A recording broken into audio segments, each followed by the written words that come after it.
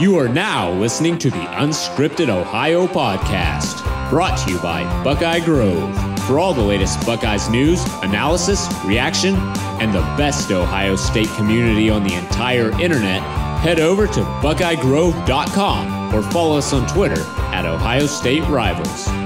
Without any further delay, it's time to get unscripted, broadcasting from Podcast Central, a place that is not his mother's basement. Hey, Mom! We get some meatloaf! We promise. Here's your host, Kyle Lamb. Hey, Mom! The meatloaf! Good Monday, everybody. Welcome back to the Unscripted Ohio Podcast presented by BuckeyeGrove.com. I'm your host, Kyle Lamb. I've got a abbreviated Unscripted Ohio coming today, kind of doing a Super Bowl recap. And I know some of you probably don't want to hear about the Super Bowl. I'm not going to talk too much about the game itself, but I was sitting there watching the Super Bowl last night and Sunday night, and I was thinking to myself just how much I really don't like so much about the Super Bowl. And I know that seems sacrilegious in this day and age because our entire society gets together and rallies around this every year, this tradition that they're going to have this huge blowout party to celebrate the Super Bowl. And ironically, I think that's why I dislike it so much. I do have a little bit of Buckeye stuff coming up here shortly. When I was planning this episode out, I was expecting, because of the Super Bowl and because of being a slow time of year, I wasn't going to discuss a whole lot today on the show. And then a few things snuck in Sunday afternoon that I do need to talk about. So I'm going to address the recruiting stuff at the end of the show in the Buckeye Beat segment. I do want to talk about the Doug Nestor rumors.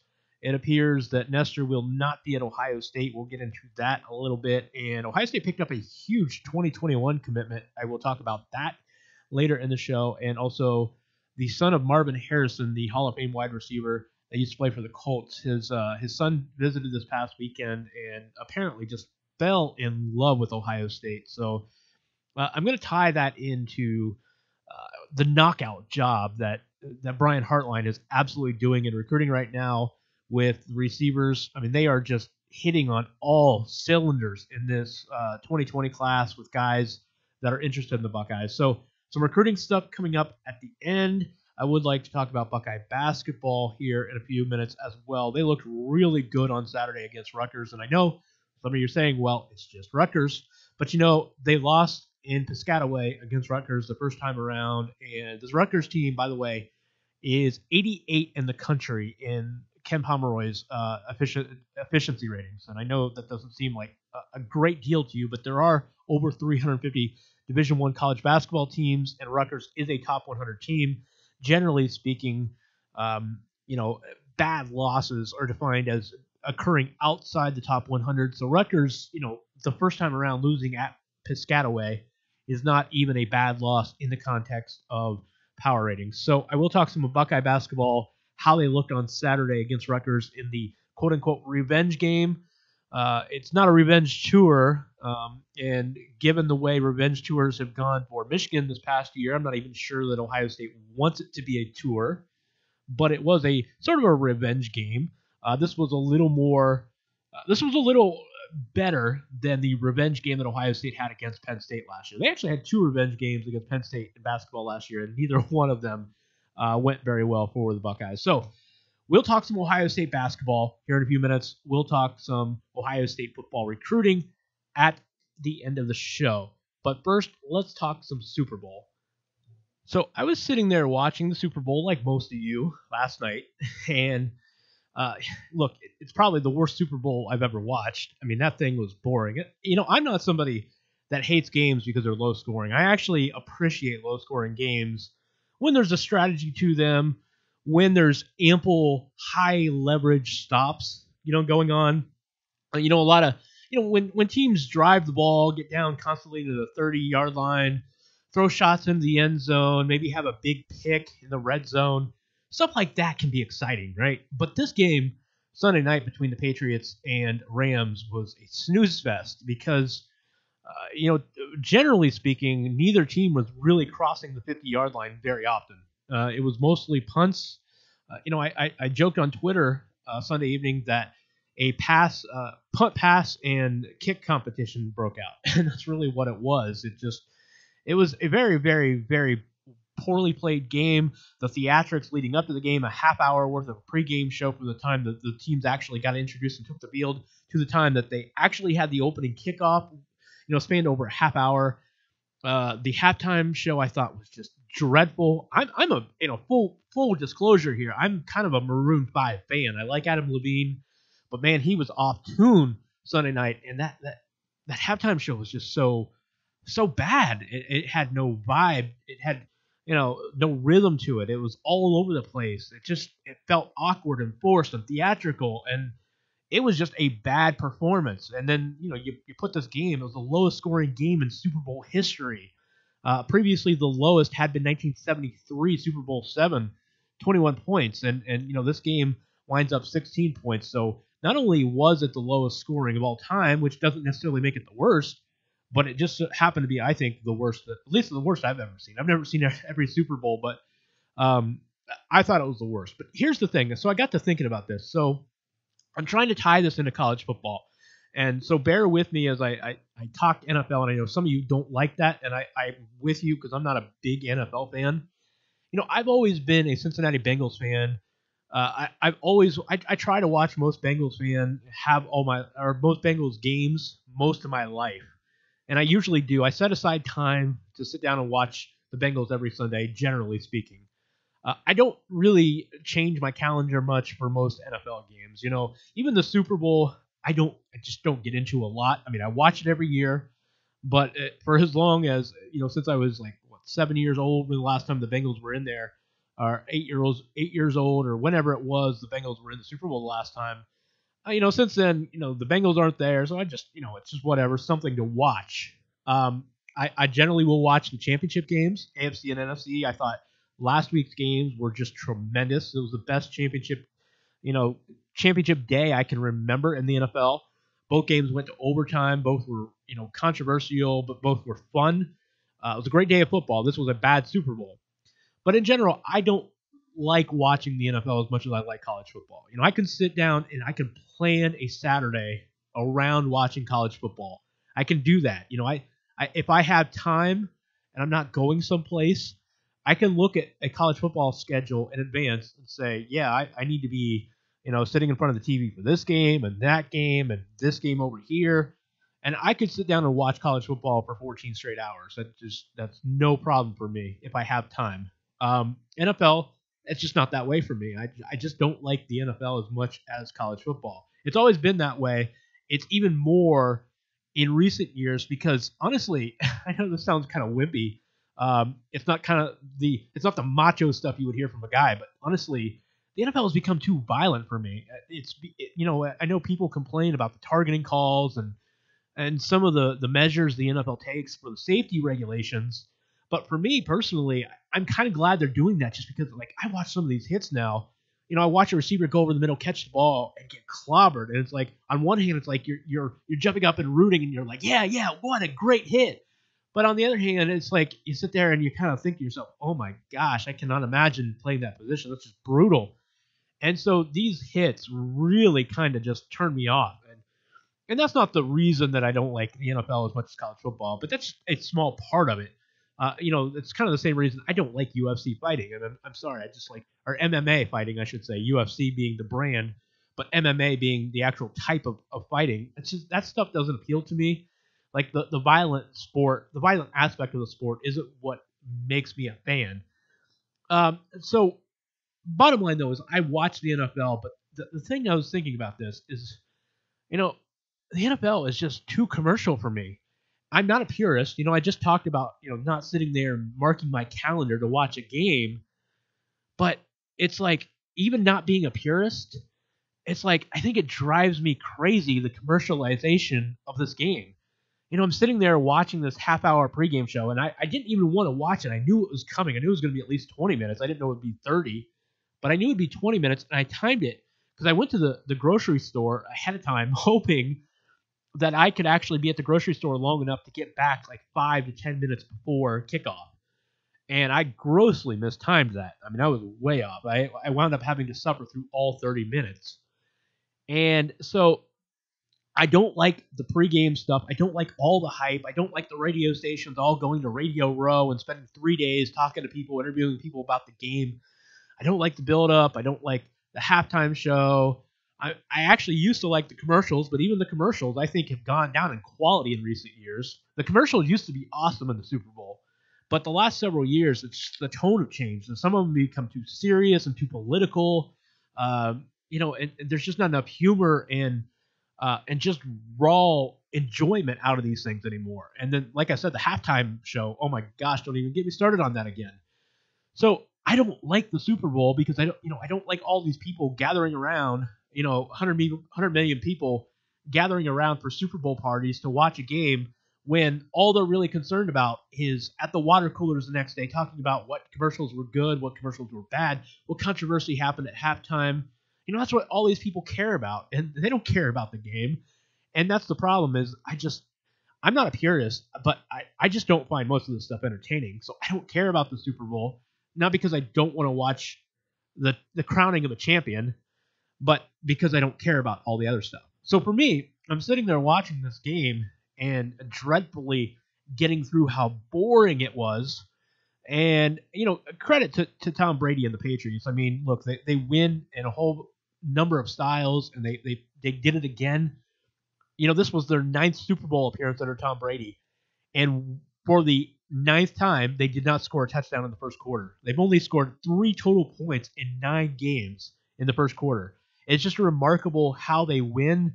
This was the first game that they've been involved in that was more than a one-possession game.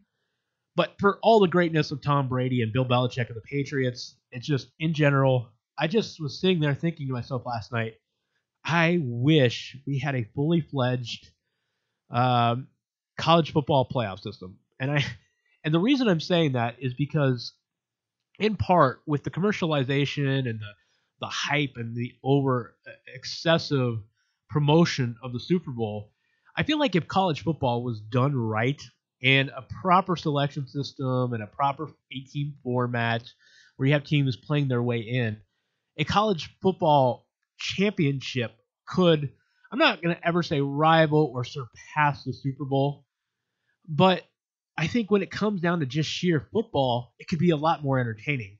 And the problem is because it's never going to be on the level of the Super Bowl as far as promotion and the build-up behind it, just the sheer actual quality of the games could be a lot better. I was thinking to myself, Alabama and Clemson playing each other for, what was it, third time in 4 years or whatever it's been, 4 times in 5 years, whatever the number is, that doesn't necessarily bother me that they played again. But here's what does bother me and what makes it seem worse. And I was thinking about, how bad people, said that they didn't want to watch Alabama and Clemson this year. And the ratings actually wound up being decent. They weren't bad. But I was thinking, some of this probably has to do with the terrible semifinals that we've been given because of the poor selection system and not having the extra game ahead of time to have, because having the extra game ahead of time, think about this, and I mentioned this on a show, I want to say a couple weeks ago, having that extra round allows teams to come into this potentially being hot. You get some teams that are playing well at the end of the season and having that extra oomph to get them into the semifinal and playing an extra game beforehand, I think it allows you to see potentially better semifinal games, which would lead to also potentially better championship games. And it's not going to happen all the time. You're going to have some duds. But I really believe that if you get better selection and have that extra round, I think it allows for a better, more entertaining championship. And maybe we can actually have great football in a championship game without the excessive promotion that the Super Bowl has become. I'm a little bit kind of like the guy, get off my lawn. I'm turning into that old guy. But it's just, and I'm not even coming at this from the purist standpoint. I mean, because I'm not a pure NFL fan per se. I like football. I just don't like the NFL as much as college football. And it's some of it's the format, and I don't like the Super Bowl system. And last night was Exhibit A of why I would prefer a championship that maybe college football would give us if given the opportunity. It just last night made me pine for a legit college football championship. We're close. We're closer than we used to be with the BCS. And I know there are some people out there saying, I wish we would go back to the BCS. Please do not subject us to that. I don't think that's the answer. I think we have to go in the other direction. But we're closer than we used to be. And as far as actual championships are concerned, I think an 8-team college football playoff would crown a better champion in terms of entertainment factor than what the NFL has given us. Because now the NFL, maybe the genie is never going to get back in the bottle. But last night was just, I think, reaching a new low for the NFL. Too much commercialization, bad football, bad hype, bad substance. It was just bad all the way around. So, anyhow, that is my soapbox for the day. Super Bowl Sunday was a dud. I am glad it's over with. But let's talk about something a little more happy. Ohio State basketball. So, look. We know what this team is. We know what this team has been thus far, and I think we have a pretty good idea of where the ceiling is at for this Buckeye basketball team going forward. It can still be an NCAA tournament team.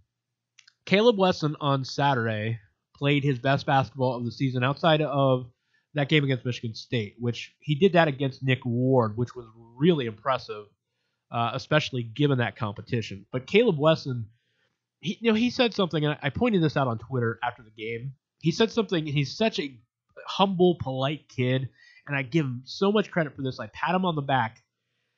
But he made a comment, he's like, because they asked him how was he so good in that first half against Rutgers? And he said, well, credit my teammates because they were making shots, and that helped me get open and helped me have success.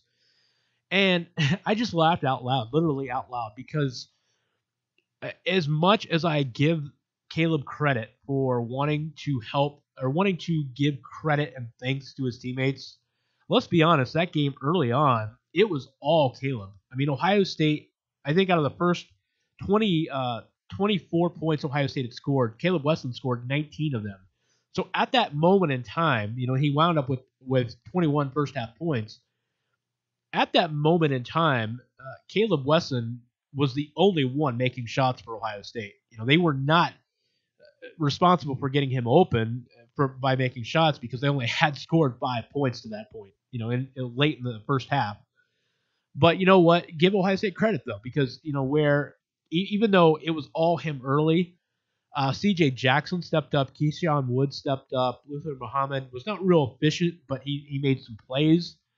It was a good offensive performance. It was a good game. It wasn't a great game. Ohio State made some mistakes, but they led and controlled this game pretty much from start to finish. And Ohio State plays good defense. They have a limited offense. They have a finite number of guys that can score in a given game. But if those guys can be just a little more consistent, they can go places. And the biggest key, and this is where they really were good on Saturday, is if they can take care of the basketball. The shooting is going to come and go. There's going to be nights where they can make shots. There will be nights where they don't make shots, and they're very hit or miss in that regard. But if they take care of the basketball, only 6 turnovers on Saturday against Rutgers, this is what will put them over the edge and allow them to win enough games to get back into the tournament. Because for all of the issues that they have, the inconsistency with the shooting and Caleb Wesson not staying on the floor, they have just enough, just the right number of guys that can put the ball in the basket when needed to be able to overcome some of those slumps.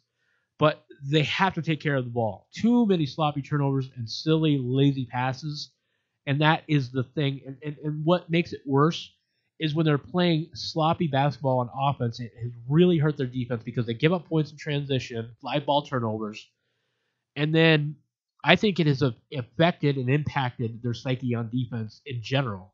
I don't think they're as crisp and sharp shutting teams down when they have those live ball turnovers because I think the transition defense kind of gives them bad habits and they wind up playing worse than they would ordinarily. So Ohio State has a pretty crystal clear picture what they need to do going forward. They have the next 3 games: Penn State at home, at Indiana, who pulled off just a strange win in East Lansing this weekend, beating Michigan State. And it wasn't just that they beat Michigan State and to snap their 7-game losing streak. It's that they did it with Rob Finnessy, their freshman point guard, very good point guard, not scoring a single point, and Juwan Morgan not playing a single minute in the second half, their senior leader, their best player, best all-around player. He got hurt with a shoulder injury in the first half, did not play in the second half. So they not only took that game to overtime, despite those circumstances, but they wound up winning the game in overtime at Michigan State. So really impressive win, but we'll see what happens with Morgan, because if Morgan is not able to play, and I don't know the status of his injury as of right now, if he's not able to play, that is a very, very winnable game despite that win by Indiana. Going to Bloomington is still a very winnable game if Morgan is unable to go, and I don't know if he will or not. But Ohio State has Penn State at Indiana and Illinois at home. They really, really need to win those 3, and they would get back to over 500 in the conference. And then I think if that happens, I think Ohio State can get some momentum down the stretch. So I thought Saturday was a great start for Ohio State and where they need to go from here. They need to take advantage of these opportunities in front of them and win these games that are very, very winnable. If that happens, I like where the direction of this team heading. For me, it's just a matter of cutting down turnovers, and if they do that, then I think Ohio State will find itself with the number of wins, the right number of wins to get into the tournament. Remember, the Big Ten has 10 of the top 50 in net rankings right now, which are the new rankings that have replaced the RPI. Those are the rankings that will be used to aggregate and quantify, I should say, wins by the NCAA Tournament Selection Committee. So 10 out of the top 50 for the Big Ten, and all 14 teams in the Big Ten are in the top 100 of the Ken Pomeroy efficiency ratings. So it is a very good league. There are not a lot of bad losses out there, which is good. And there are an ample number of quality wins to be had. So Ohio State doesn't need to go on a big tear to make the NCAA tournament. They just need to win the games at home that are very, very winnable, and then go out and maybe win a couple of those road games coming up. And if they do that, they will find themselves back in the NCAA tournament. Stretch runtime here at Unscripted Ohio. Kick up your feet as we cross the finish line with the Buckeye Beat, the latest in Ohio State news and notes. Kick the tires and light the fires, Big Daddy. So a big commitment coming, or I should say a big commitment came on Sunday for Ohio State. I will talk about that here in a second. But one thing I wanted to note, so Doug Nestor, who I have spent a lot of time here on the podcast over the past couple of months discussing with Buckeye Grove recruiting analyst Mark Gibler, it looks like he is going to be on his way to committing to Virginia Tech, where he visited this past weekend. And, for so long, it had been, Ohio State had been the favorite for him. Of course, they had a commitment. He was committed and ready to sign in the early signing period and then enroll at Ohio State in January. That was all, of course, before Urban Meyer decided to call it quits. And so after Urban Meyer stepped aside, Nestor kind of took a step back. He said, I wasn't going to enroll at Ohio. I'm not going to enroll at Ohio State, at least early. I'm going to take my time, make my decision. A couple weeks pass. Ohio State starting to look like a distant thought in the mind of Doug Nestor. Well, as you recall, a few weeks back, so around or after the time of the Army All-American game, Mark tells us here on the podcast that, Nestor's starting to look like, possible recommitment or reaffirming of the commitment to Ohio State. The fellow Ohio State commitments, got to know him. They started working him over a lot.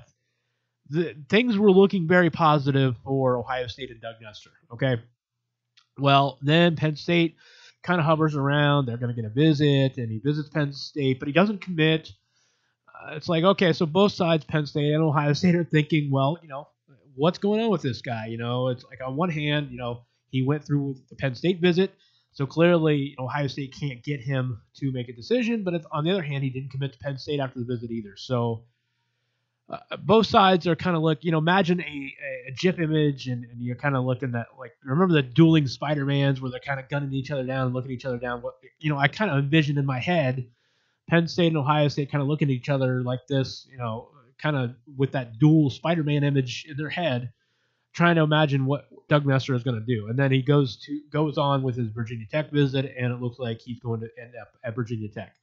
So, long story short, I find this kind of interesting. And look, I want to make this very, very, very clear, because I don't want the perception that I am criticizing a kid's decision. Because honestly, I have always been the type of person, I really, truly want guys to do what's in their heart. Okay, if you want to go to a certain school, go to that school. If that's where you want to be. If you want to come back and play another year in college versus going to the NFL, do that. Do whatever is in your heart. Do what you are going to be satisfied the most by doing.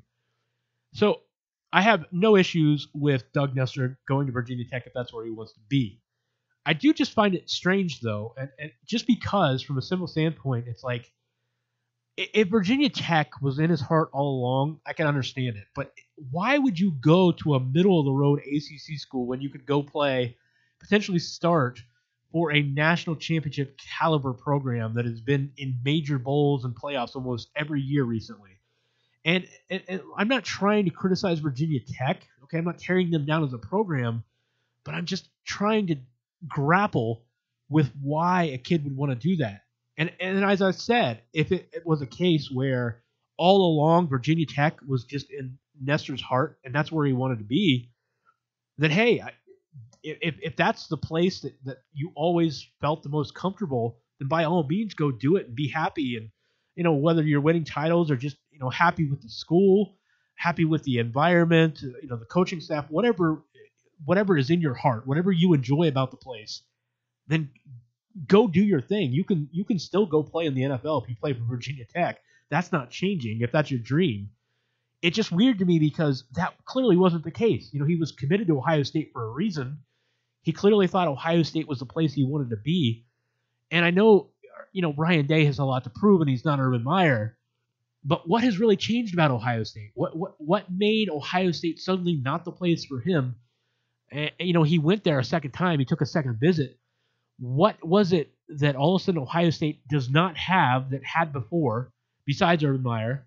And what does Virginia Tech have now that they didn't have before? That's the part that I'm struggling to comprehend. It doesn't make sense to me. And again, I'm never going to criticize a recruit for the decision they make. Okay, if Virginia Tech and Blacksburg, Virginia is where Doug Nestor wants to go play, or that's going to make him happy, I say, hey, God bless you, kid. Good luck to you. I mean, I'm sincerely saying that sincerely. I'm not trying to, sound like a pompous fool here. I mean, I really mean that. It's just weird to me. So I don't understand that decision. It really is kind of perplexing why that would be the case. Just because he was seemingly attracted to Ohio State all this time. So I don't know what changed and why you would pick Virginia Tech over Ohio State if you didn't already have an attachment that had been pulling you all along. And maybe he would have ended up there anyhow, but it seems like he was committed and was firmly driven towards signing early and then enrolling early to Ohio State. So Doug Nestor, it looks like, is out of the fold. We'll wait on a couple of these other kids to make their decisions here in the next 2 weeks. Or I'm sorry, in the next week for signing day, which we will talk more about later in the week. I'll have Mark back on post signing day to discuss the decisions of some of these other offensive linemen. I mentioned Marvin Harrison Jr. He visited Ohio State this past weekend. It looks like he's going to be back in for another visit. Ohio State is killing it with him. Brian Hartline basically has his pick of receivers in the 2020 class. If you look at if you want to know what Ohio State is doing in 2020 with wide receiver recruiting, just go pull up your site of choice, your recruiting site of choice, whether it's Rivals or somewhere else. Just look at the recruiting rankings for wide receivers in that class, and that's basically your target list for Ohio State because they are in on pretty much everybody right now. It is crazy the job that Hartline and Day are doing with wide receivers in that class. But the big story on Sunday, and I want to talk about this here a minute before I wrap the show up. Jack Sawyer of Pickerington, Ohio. He is a 2021 guy. He's a defensive end. He's one of the top 5, top 10 players in that class.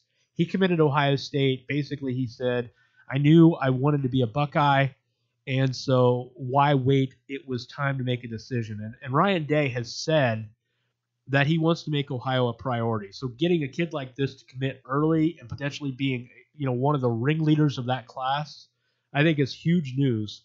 Now, I didn't have Mark on, and this kind of took me by surprise on Sunday afternoon, and so I didn't have a chance to coordinate getting Mark on to talk about this commitment. So, hey, I'm going to trudge along, and I'm going to give these opinions, take them for what they're worth. This is, I'm sure that they probably are not as strong coming from me as they would have been from Mark.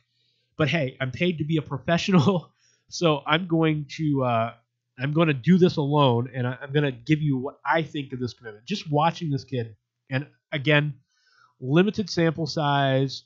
I can only go by the same highlights that you guys have watched. I have not seen him in person. But, man, he really has a lot of Bosa in him. And you might be asking, well, which one? Exactly. That's the point. I think he has, he has a little bit of both. He has some Joey. He has that quickness and athleticism that Joey had, the ability to beat guys around the edge with his quickness. And he also has some of that motor and the strength that Nick has.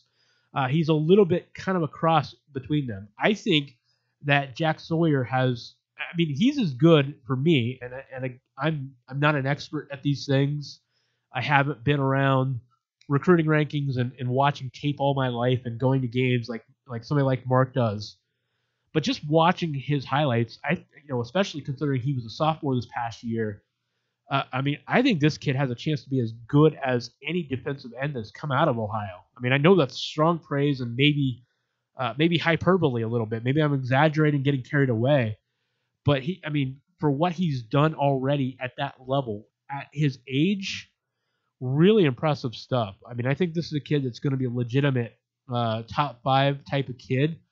You add, that into Zach Harrison in the future. Maybe if Ohio State could pull off a recruiting miracle with Brian Bresee, there could be a long line of influential difference-making defensive ends at Ohio State, and I think Sawyer has the ability to be one of those guys. He, I think, is a top 5 guy when he gets to Ohio State. I really think that, and I think he's going to be an instant impact kind of guy, like the Bosas, like Chase Young, any number of these guys that Ohio State has landed. I actually don't think Zach Harrison, by the way, I don't think he's an instant impact guy. I think if he lives up to his potential, though, I think he's going to be really good at Ohio State. I'm just not sure he's the kind of kid that is ready to come in and make a big difference as a freshman this year. But we'll have plenty of time to, kind of flesh out that argument as the fall goes along. We'll see what happens with him. But just take it for what it's worth. I think Harrison is going to be a very good player. I don't think he's an instant impact guy. But anyhow, so Jack Sawyer, 2021 defensive end, one of the top 5 players in the country right now by most recruiting services. He is in and will be a Buckeye, barring some unforeseen change in the next couple years before he is ready to sign. So big news on the recruiting front for Ohio State and new coach Ryan Day. Anyhow, that is going to do it. So we do have Ohio State basketball coming up, Penn State on Tuesday. We have signing day coming up this week. A couple commitments, offensive line guys that Ohio State are still waiting for. And so on Friday, I hope to have Mark back in to discuss what happens with those remaining offensive linemen. Remember, Jonah Jackson, the graduate transfer from Rutgers, visited Ohio State this weekend. He is supposed to be visiting Oklahoma. I do think the Buckeyes are in good shape for his services. He would be a center or guard at Ohio State. So we'll see what happens with those guys, and we'll touch base with Mark late in the week, and we'll talk some basketball as well, and whatever else news may pop up in the time being. So programming note, remember coming up on Wednesday, you can hear Johnny Lunsford and Corey Thompson on the Scarlet and Great podcast here on the Unscripted Ohio Radio Network. You can find them or us on SoundCloud, iTunes, Google Play, Stitcher, and Spotify. And of course, you can find the Unscripted Ohio podcast every Monday and Friday on BuckeyeGrove.com, as well as those mediums of your choice. Be sure to search, find, subscribe, rate, review, all that good stuff. You can find me on Twitter at KYLam8. And that will do it for today. Hope everybody has a great week. Make sure you catch Johnny and Corey on Wednesday, and I will be back at you Friday. Thanks, as always, for tuning in to the Unscripted Ohio podcast. I truly appreciate the listen and the support. We'll be back at you later this week. Go Bucks. You can get new episodes of Unscripted Ohio on Mondays and Fridays exclusively at BuckeyeGrove.com or anytime on SoundCloud, iTunes, Google Play, or Stitcher. Be sure to subscribe to stay up to date on all things Ohio State.